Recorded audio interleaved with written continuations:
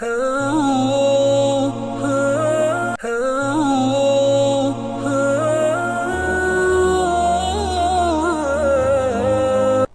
அலைக்கும் வரஹ்மத்துல்லாஹி வபரகாத்துஹு. அன்பார்ந்த பிரேட்டிவ் நேயர்களே, வாராந்த மனாப் இஸ்லாம் நிகழ்ச்சியிலே அல்லாஹ்வின் கிருபையால் 265வது வாரத்தில் உங்களை சந்திக்கிறேன். முதலாவது மக்கா முக்கர்ரம் அல் மிஸ்ர் ஹராமுடைய ஹுத்பா, அந்த ஹுத்பா ஷேக் அப்துல்லா ஜுஹனி ஹஃபிதுல்லாஹ் தெரிந்தார்கள்.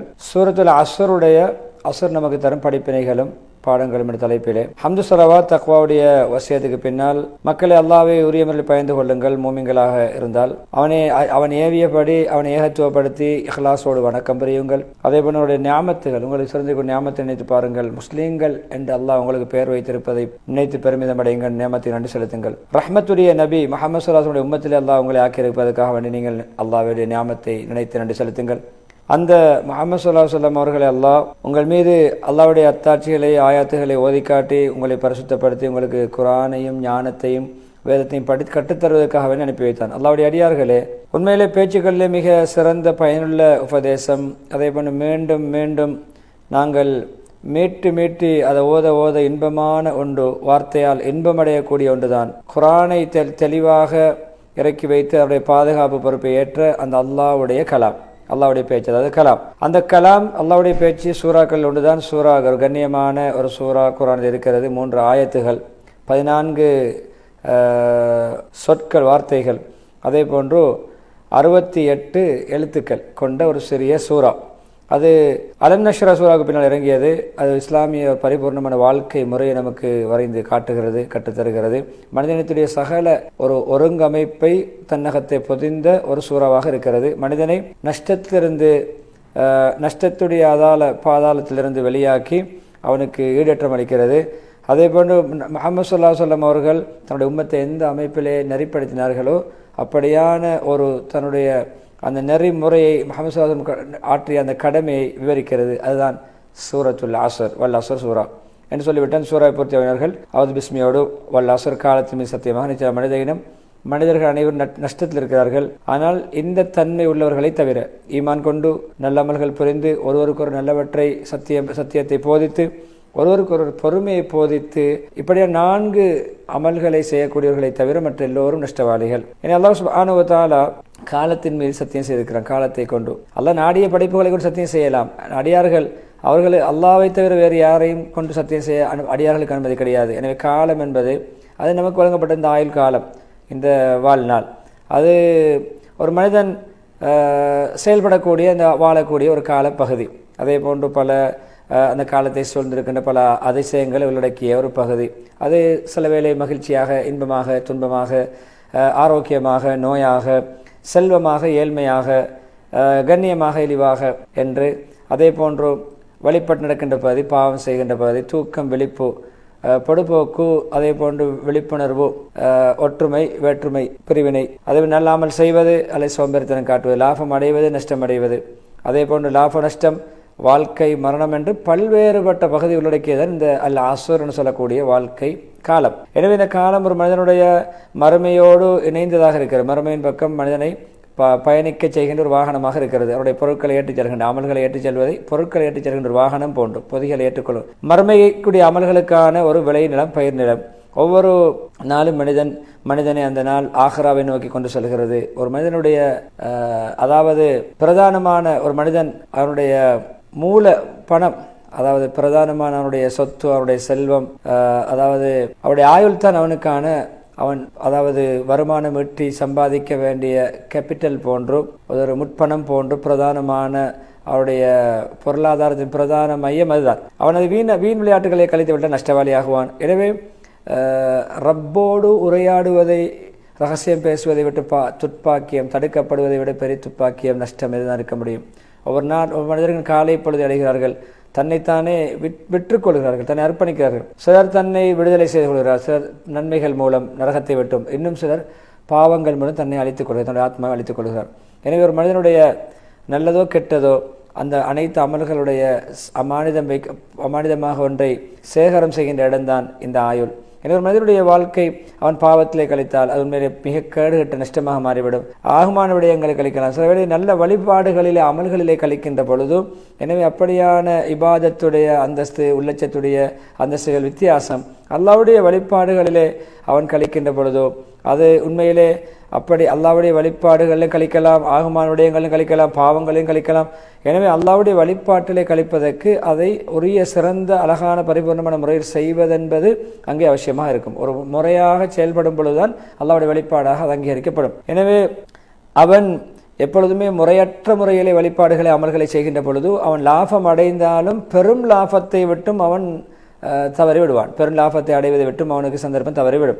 எனவே நஷ்டத்தை உணர்வான், சரியான முறையில் அமல்களை செய்யாவிட்டால், முறையாக செய்யாவிட்டால். அதே போல அடையாளம், ஒரு லாபம் ஈட்டுவதற்கான அடையாளம் என்ன தெரியுமா? மறுமையுடைய நேசம், மறுமையுடைய விருப்பு, இம்மை துனியாவை விட மறுமை ஆகராவை முற்படுத்துவது. நஷ்டத்துடைய அடையாளம் துனியாவை நேசிப்பது, துனியாவை முற்படுத்துவது, ஆகராவை மறுமையை விட. எனவே நடுத்தரம் இருக்கிறது ஈடேற்றத்துக்கு வழிவகுக்கும் என்று சொல்லிவிட்டு துஆவிலே பாருங்கள், பக்கரா 201 வருகின்ற துஆ பிரதானமான துஆ, என்னுடைய இரட்சகனே ரப்பனா ஆத்தினா ஃபித் துன்யா ஹஸனா, இம்மையிலும் எங்களுக்கு நல்லதை தருவாயாக, வஃபில் ஆখিরাতি ஹஸனா, மறுமையிலும் நல்லதை தருவாயாக, வகினா அஸாபன்னார், எங்களை நரக வேதனையை விட்டும் பாதுகாப்பாயா. பாருங்கள், இம்மையிலும் நல்லது, மறுமையில் நல்லது, இரண்டும் இணைத்து கேட்கப்பட்டிருக்கிறது. அபூ மூஸா அல்-அஷ்அரி ரலியல்லாஹு அன்ஹு அறிவிக்கக்கூடிய ஹதீஸ், ரசூலுல்லாஹி ஸல்லல்லாஹு அலைஹி வஸல்லம் சொன்னார்கள், யார் தன்னுடைய துனியாவை அளவுக்கு அதிகமாக நேசிப்பாரோ தன்னுடைய ஆகிராவுக்கு இடைவிழ்த்து விடுவார், நஷ்டப்படுத்தி விடுவார், ஆகிராவை நஷ்டப்படுத்தி விடுவார். யார் ஆகிராவை நேசிப்பாரோ தன்னுடைய துனியாவை நஷ்டப்படுத்தி விடுவார். ஆகிராவுக்காக என்று ஆகிராவை நேசித்து வாழும்போது துனியாவிலே சில குறைபாடுகள், சில இடர்கள் ஏற்படும். எனவே எது நிரந்தரமானதோ அதை, அதாவது ஆகிராவை மறுமையை, எது அழியக்கூடியதோ இந்த துனியாவை விட முற்படுத்துங்கள், ஆகிராவை இம்மையை விட மறுமையை நீங்கள் முற்படுத்துங்கள், தேர்ந்தெடுங்கள், அதை முற்படுத்துங்கள். அஹ்மத் ரஹிமஹுல்லாஹ் ரிவாயத். எனவே ஒரு மனிதன் எப்பொழுதுமே நஷ்டத்திலே மூழ்கி இருக்கிறான். அல்லாஹ் யாரை விதிவிலக்காக்கிறான் அவர்களை தவிர, அதாவது பின்பார்மை 4 தன்மைகளை கொண்டார். ஈமான், நல்ல அமல், நல்ல ஹக்கான சத்தியமான மார்க்க விடயங்களை ஒருவருக்கு ஒரு போதிப்பது, நன்மை ஏவது, அதே போன்று அதிலே வருகின்ற சோதனைகள் நெருக்கடிகளிலே பொறுமையாக இருக்குமாறு ஒருவருக்கு உபதேசம் செய்யக்கூடியவர்கள். எனவே சில அதாவது ஈமானிய பலம், உடல் பலம், அதேபோல மார்க்க வலிமை, அதேபோல பண்பாட்டு வளம், இப்படியானவைகள் நிறைவாக காணப்படுகின்ற சில தன்மைகள் தான் மேலே சொல்லப்பட்ட தன்மைகள்.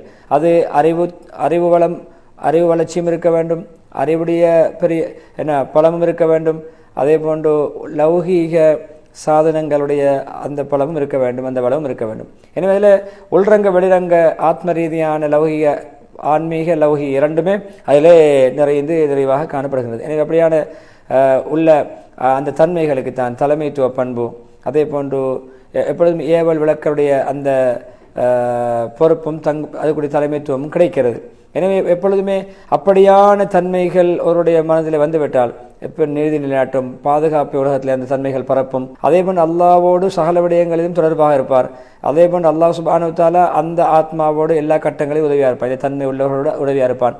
எனவே உலகத்தை முழுக்க அவர் நலவின் பக்கம், லாபத்தின் பக்கம், பாக்கியத்தின் பக்கம் இட்டுச் செல்லக்கூடிய ஒரு மனிதராக, வழிகாட்டியாக மாறிவிடுவார். அப்படியான தன்மைகள் தான் மேலே சொல்லப்பட்ட தன்மைகள். முன்னோர்களில் ஒருவருடைய கருத்து, ஒரு நிகழ்வு அறிவிக்கப்பட்டிருக்கிறது. அதாவது அவர் முன்னே இமாம் ஒருவர் சொல்கிறார்கள், நான் சூரத்துல் அஸ்ரை 20 வருடங்களாக ஓதுகிறேன், இதனுடைய அர்த்தத்தை புரியவில்லை. 20 வருடங்களாக ஓதுகிறேன், அர்த்தத்தை புரியவில்லை. சிந்தித்துக் கொண்டிருந்தேன், இதனுடைய அர்த்தம் என்ன? மனிதன் அனைவர்கள் நஷ்டவாளி என்று அல்லாஹ் சொல்கிறார். மனிதன் அடிப்படையில் நஷ்டவாளி, அடிப்படையில் மனிதன் நஷ்டவாளி.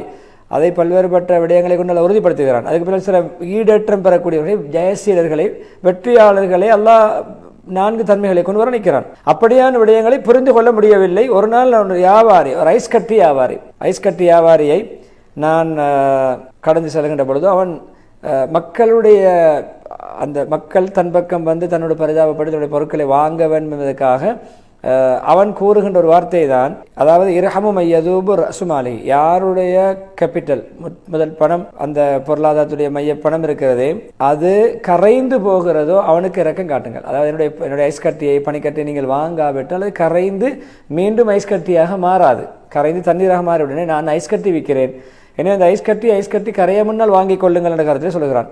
ஏனென்றால் அந்த அந்த பனிக்கட்டி ஐஸ் கட்டி அது ஒரு ஒரு கட்டியாக இருக்கிறது.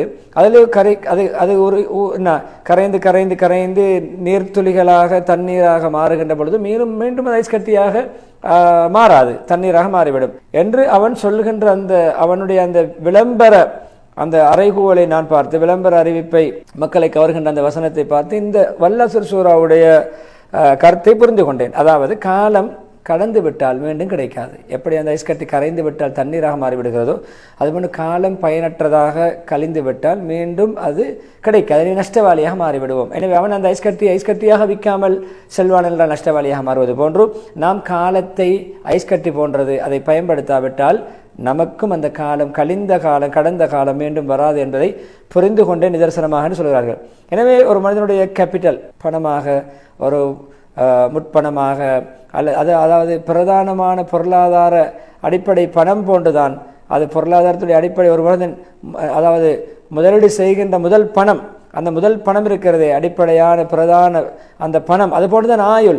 ஒவ்வொரு வினாடியும் நம்மை கடந்து மீண்டும் அது இரண்டாவது வராது. ஒரு கடந்த வினாடி கடந்து விட்டது.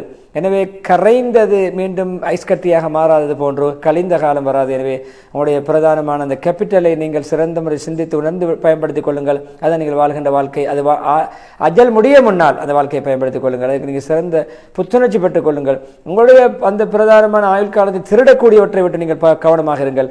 ஒவ்வொருவரும் உண்மையிலே யார் எது திருடுகிறது என்று தெரியும். அப்படியான வீணாக்குகின்ற விடயங்களில் ஈடுபடாமல் பயந்து கொள்ளுங்கள், தவிர்த்து கொள்ளுங்கள். எனவே ஒரு வினாடி கூட உங்களுடைய அந்த முதல் பணத்திலிருந்து, அடிப்படையான பிரதானமான பொருளாதார பணத்திலிருந்து வீணாகிவிடக்கூடாது. அதெல்லாம் லாபம் ஈட்டப்பட வேண்டும், முதலீடு செய்யப்பட வேண்டும். அல்லாஹ்வுடைய திக்ர் அல்லாத எந்த ஒன்றிலும் கழித்து விடக்கூடாது அந்த ஆயுளை. அதேபோல் அல்லாஹ் ரசூலுக்கு கட்டுப்படாமல் அதை கழித்து விடக்கூடாது என்று சொல்லிவிட்டு, முஸ்லிம்களை பொதுவாக இந்த வாழ்க்கையுடைய சிக்கல், பிரச்சனைகள், தொடராக வருகின்ற சிரமங்கள், நெருக்கடிகள், இப்படியான நஷ்டத்தை உண்டு பண்ணுகின்ற பல்வேறு வழிகேடை கட்டாயப்படுத்துகின்ற இந்த சூழ்நிலையிலே சில அல்லாஹ்வுக்கான தூய்மையான சில அடியார்கள் வெளிப்படுவார்கள், தென்படுவார்கள், தோன்றுவார்கள். நல்ல மனிதர்கள் தோன்றுவார்கள். உண்மையிலே தக்வாதாரியான இறை நேசர்கள் தோன்றுவார்கள். தங்களுடைய ரப்பை ஈமான் கொள்வார்கள். அவர்களை அந்த ஈமான் தக்வாவின் மீதும் நேர்வழியின் மீதும் அவர்களை வழிநடத்தும், தோன்றும்.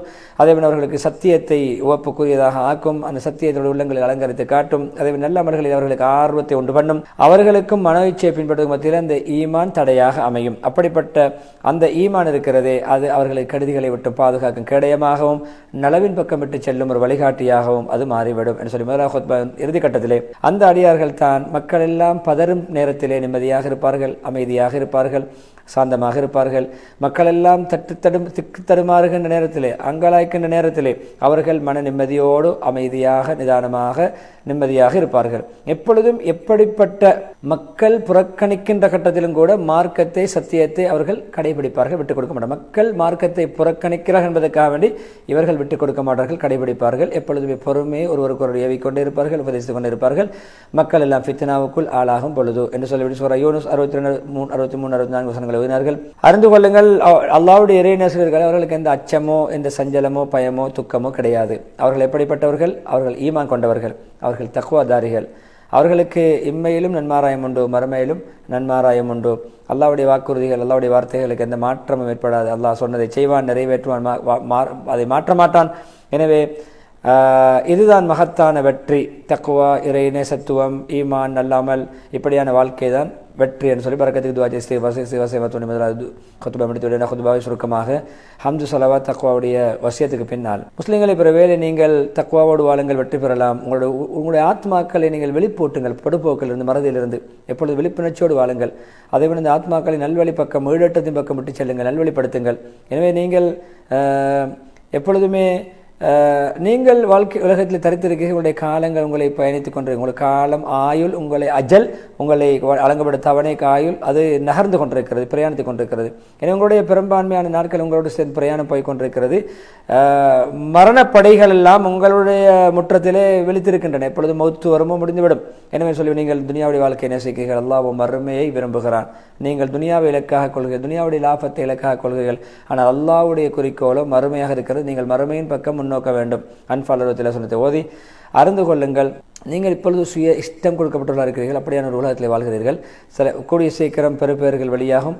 அதே போன்று நீங்கள் எப்பொழுது அல்லாஹ்வுடைய தொடர்பை நீங்கள் உறுதிப்படுத்திக் கொள்ளுங்கள். உங்களுடைய மன திடகாத்திரங்களை கூட்டிக் கொள்ளுங்கள், தைரியத்தை கூட்டிக் கொள்ளுங்கள். எப்பொழுதுமே நல்ல உறுதியாக உற்சாகமாக செயல்படுவதற்கு உங்களுடைய உடம்பை நீங்கள் தயாரித்துக் கொள்ளுங்கள். அல்லாஹ்வுடைய கிதாப், குர்ஆன், வேதத்தை நீங்கள் கடைபிடித்து உங்களுடைய அதை குர்ஆன் மூலமும் ஹதீஸ் மூலமும் பாதுகாப்பு தேடிக்கொள்ளுங்கள். நவீன நூதனங்கள், இஸ்லாத்துக்கு மாற்றமான விடயங்களை செய்வதை விட்டும் நீங்கள் பாதுகாத்து தெளிவான அறிவுபூர்வமாக மார்க்க முறைப்படி வாழ்ந்து தக்வாவோடு வாழ்ந்து அல்லாஹ் பார்த்து கொண்டு சிந்தனையோடு வாழ்ந்து அப்படியா நல்லா உங்களை பார்த்து கொண்டு உங்களுடைய பேர் செயல்களை கேட்டுக்கொண்டும் இருக்காங்க. அதிகமாக லா இலாஹ இல்லல்லாஹ் சொல்லுங்கள், அது சொர்க்கத்தின் திறவுகோல். எனவே நீங்கள் உங்கள் ரப்பின் பக்கம் தேட்டம் கொள்ளுங்கள். அல்லாஹ் இப்படியான பரக்கத்து பொருந்திய இந்த களிமாவை உங்களுக்கு சொல்வதற்கு நாவை உறுதிப்படுத்துவதற்கு அல்லாவிடம் நீங்கள் எப்பொழுதுமே ஆசை வைத்து துவா கேட்டுக்கொண்டே இருங்கள். உண்மையிலே அது நாவுக்கு லேசானது, மீசானிலே அது பாரமானது, எப்பொழுதுமே அது நன்மை தீமையவற்றை அலங்கரிக்கக்கூடியது. அதன் மூலம் பேராட்சி வருகின்ற பேரரசனாகிய ரஹ்மான் திருப்தி அடைவான். அதன் மூலம் சபிக்கப்பட்ட ஷைத்தான் கோபம் அடைவான் களிமா சொல்லும் பொழுது. அதன் மூலம் ஒரு பாவி நரக நெருப்பிலிருந்து விடுதலை பெறலாம். அதன் மூலம் ஒரு அடியான் நிரந்தரமான நிம்மதியான சுவர்க்கத்துடைய இன்பங்களை சென்றடையலாம் என்று சொல்லி ஸலவாத்தை சொல்லுமாறு தூண்டுகின்ற ஆயத்தை ஸலவாத் சொல்லி துஆ பிரார்த்தனையோடு ஹத்தீப் அப்துல்லா ஜுஹானி ஹஃபிதஹுல்லாஹ் அவர்கள் சூரத்துல் அஸ்ருடைய சாராம்சத்துடைய அந்த அழகான ரத்ன சுருக்கமான ஹுத்பாவில் விடைபெறுகிறார்கள். விளம்பர இடைவெளி தொடர்ந்து மதீனா முனவ்வராவுடைய ஹுத்பாவை இன்ஷா அல்லாஹ் நாம் பார்க்கலாம்.